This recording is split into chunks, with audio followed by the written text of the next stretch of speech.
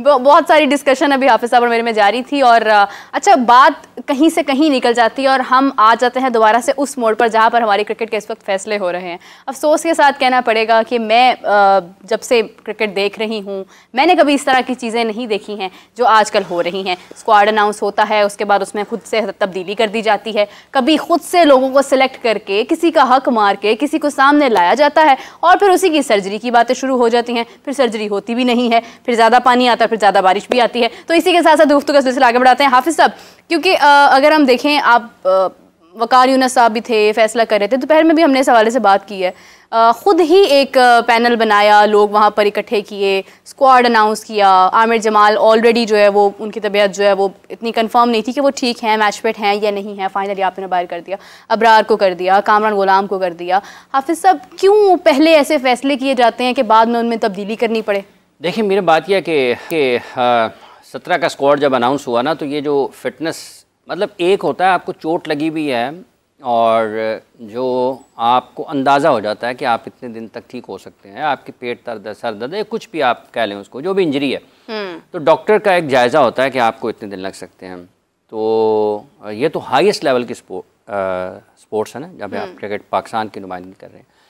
तो ये ऐसा मुमकिन नहीं होता कि अगर आपको किसी को बैक इंजरी है तो आप 3-4 दिन के अंदर ये समझेंगे यार ये ठीक हो सकता है।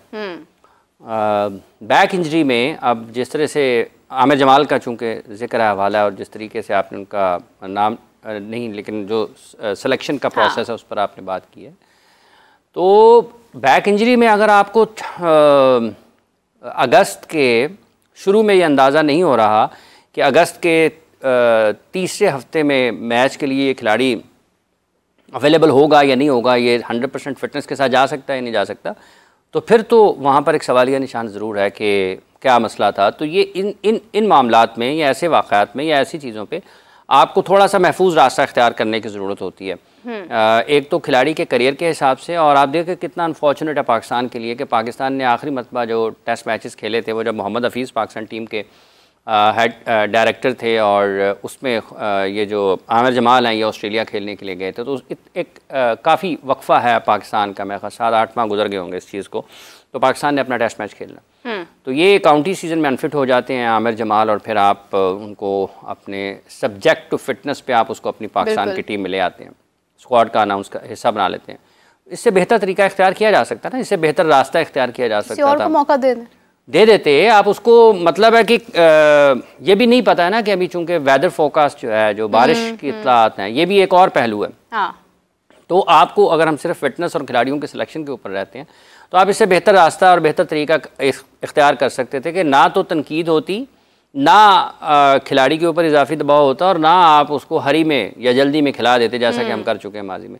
तो ज़्यादा बेहतर रास्ता इख्तियार किया जा सकता था, तो वो ज़्यादा बेहतर होता। कम अज़ कम ये बातें ना होती कि यार पता नहीं क्यों रख लिया, क्यों निकाल दिया, क्या कर दिया। तो आमिर जमाल के मामले में ये, जहाँ तक ताल्लुक़ इस चीज़ का है कि दो पाकिस्तान के स्क्वाड से आपने प्लेयर्स को रिलीज़ किया ए टीम के लिए, और एक और बड़ी दिलचस्प बात है उसमें भी दो चीज़ें हैं। एक ये कि आपने ए टीम के लिए किन खिलाड़ियों को, शाहीन्स के लिए किन खिलाड़ियों को टीम में शामिल किया, क्या वो मेरिट पर आते हैं? तो सवाल ये होगा कि उसके ऊपर फिर आपको जवाब देना पड़ेगा। और क्या आपने अबरार को इस बुनियाद के ऊपर, अगर आपने स्क्वाड से रिलीज़ कर दिया कि वो अगर बेहतर यही है कि वो बेंच पर बैठें तो वो मैच खेलें, बेहतर यही है कि वो मैच खेलें ना कि वो पाकिस्तान टीम के साथ बेंच पर बैठे रहें। तो ये तो पहले यही कानून पहले मैच पर भी लागू होता है ना। वो पहले मैच में जब आपने उनको शाहीन्स की टीम में नहीं शामिल किया था तो उस वक्त भी वो मैच तो नहीं खेल रहे थे। यही सूरत हाल कामरान गुलाम के साथ भी है। और फिर जो उसमें आपने डाले खिलाड़ी, शाहीन्स के स्क्वाड में फास्ट बॉलर्स को शामिल किया, वहाँ पर भी सवाल है। अब उसमें कई खिलाड़ी ऐसे हैं जो पाकिस्तान की जो डोमेस्टिक सर्किट है उसमें GIC की टीम पार्टिसिपेट करती है। GIC की जो क्रिकेट ऑपरेशंस के हेड हैं या डायरेक्टर हैं क्रिकेट उनके, वो सलमान भट्ट साहब है, पाकिस्तान के साबिक कप्तान। अब जो फास्ट बॉलर उसमें डाले हैं वो बकौल सलमान भट्ट साहब कि वो सारे के सारे GIC से ताल्लुक़ रखते हैं जिनको शामिल किया गया है। और हैरान कुन बात यह है कि जिनको नहीं शामिल किया गया उनका ताल्लुक़ भी GIC से है और उनकी परफॉर्मेंसेज उनसे बेहतर हैं जिनको आपने शाहीन्स की टीम में डाला है। एक खिलाड़ी वो फास्ट बॉलर है, उसकी 20 से ज़्यादा विकेटें हैं, वो स्क्वाड का हिस्सा नहीं है, लेकिन जिन 2 खिलाड़ियों को शामिल किया गया है शाहीन्स की टीम में, वो दोनों की मिलाकर भी उससे कम विकेटें बनती हैं। तो फिर मेरिट कहाँ पर रह जाता है, परफॉर्मेंस कहाँ पर रह जाती है, जिसके दावे आप कर चुके हैं, जिसके आप दावे करते हैं। तो ये वो सवाल हैं जो इस सिलेक्शन के बाद पैदा होते हैं, और ये वो सवाल हैं जो पाकिस्तान में क्रिकेट खेलने वाले लोगों के जहनों पर और ज़्यादा शिद्दत के साथ असर करते हैं कि यार और फिर देखें कि शाहीन्स पाकिस्तान की शाहीन्स में 7 बेग अंडर 19 के विकेट कीपर, अंडर 19 से उनको विकेट कीपर थे, वो शामिल किया गया। तो आपकी जो फर्स्ट क्लास के परफॉर्मर्स हैं विकेट कीपर्स, वो कहाँ पर हैं? मतलब एक खिलाड़ी जो अभी लिस्ट ए में नहीं खेला या उसके बारे में फर्स्ट क्लास नहीं खेला है, आप उसको पाकिस्तान की शाहीन्स में स्ट्रेट वे कैसे लेकर जा सकते हैं?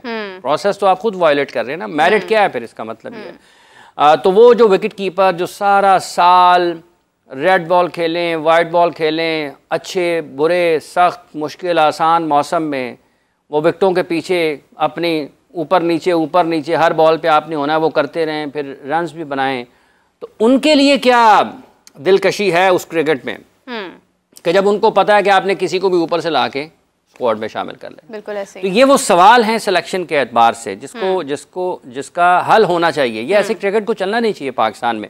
इससे बेहतर अंदाज में क्रिकेट आगे चलनी चाहिए कि अबरार के साथ आप उसको सैर पे सैर कराई जा रहे हैं।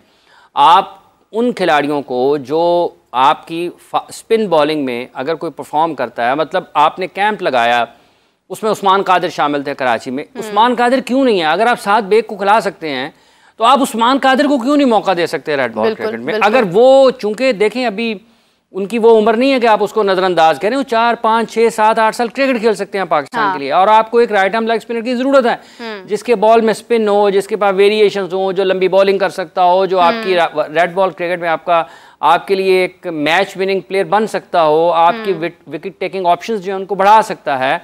आप क्यों नहीं उसको खिलाते हैं? या जो फर्स्ट क्लास में खेलते हैं, परफॉर्मेंसेज देते हैं, उनको क्यों नहीं आप खिलाते हैं? एक और खिलाड़ी है, ये क्या नाम है इसका, फैजान है, उसके रन्स जो हैं वो किस खाते में हैं? आप क्यों नहीं खिलाते? उस्मान सलाहुद्दीन या कहाँ चले गए? तो ये वो चीज़ें हैं जिनको देखने की ज़रूरत है। और इसके साथ ये जो सिलेक्शन जिसका आपने शुरू में जिक्र किया, पाकिस्तान की शाहीन्स टीम जो है वो ऑस्ट्रेलिया में डिस्ट्रिक्ट्स की टीमों से हार रही है, शिकस्त का शिकार है। तो ये मतलब है कि ये क्या, इस पे परेशान होना नहीं बनता, इस पे बात करना नहीं बनता है कि आपकी टीम में अब्बास आफरीदी भी हैं, आपकी टीम में मोहम्मद हारिस भी हैं, आपकी टीम में साहबजादा फरहान भी हों, आपकी टीम में तैयब ताहिर भी हों, आपकी टीम में और भी खिलाड़ी हों जो कि पाकिस्तान की नुमाइंदगी कर चुके हैं, जो आने वाले, जिनको हम देखते हैं कि हमारे आने वाले कौम के अगर तो वो मुस्तकबिल उन्होंने बनना है ना, मुस्तकबिल पाकिस्तान का वो है। अगर तो वो ऑस्ट्रेलिया ए से हारे, अगर वो इंग्लैंड ए से हारे, तो वो तकलीफ नहीं होगा, क्योंकि एक ही सतह की दोनों टीमें खेल रही हैं ना। और अगर आप उससे कम दर्जे की टीम पे हार जाए, पाकिस्तान पे अफगानिस्तान से जब हारा 50 ओवर्स के वर्ल्ड कप में, क्यों ज्यादा तनकीद हुई? यार क्या आप अफगानिस्तान से हार रहे हैं? आप इंडिया से हारेंगे, इंग्लैंड से हारेंगे, साउथ अफ्रीका से हारेंगे, तो लोग आपकी हार को किसी और तरीके से देखेंगे। वो अलग बात है कि गुज़िश्ता साल 1.5 साल में अफगानिस्तान ने बड़ी क्रिकेट खेली, लेकिन अफगानिस्तान से हारने के बाद तनकीद इसलिए ज़्यादा हो गई कि यार वो आपसे तजर्बे में, वसाइल से, हर एतबार से कम तरतीब है ना। लेकिन अगर उन्होंने इम्प्रूव किया तो आपको फिर उससे ज़्यादा इम्प्रूव करना चाहिए। यूएसए से आप हारे क्यों ज़्यादा तनकीद हुई कि यार आप यूएसए से हार गए?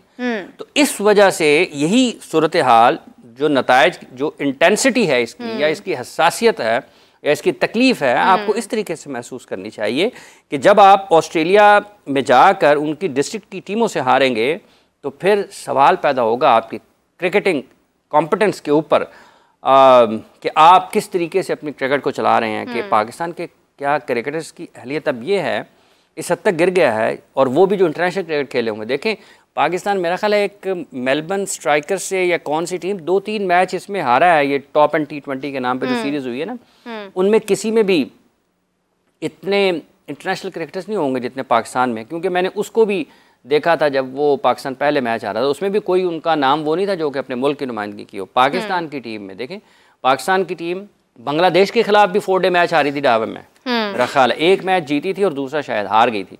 और जब आप T20 मैचेस में भी हार रहे हैं तो फिर इसका मतलब ये है कि ये सिलेक्शन, कि आप किसी भी फॉर्मेट में पूरा नहीं उतर रहे हैं। आपकी सिलेक्शन क्वेश्चन हो गई, आपकी उसके बाद जो एबिलिटी है वो क्वेश्चन हुई, जिसके ऊपर बहुत बात हो रही है।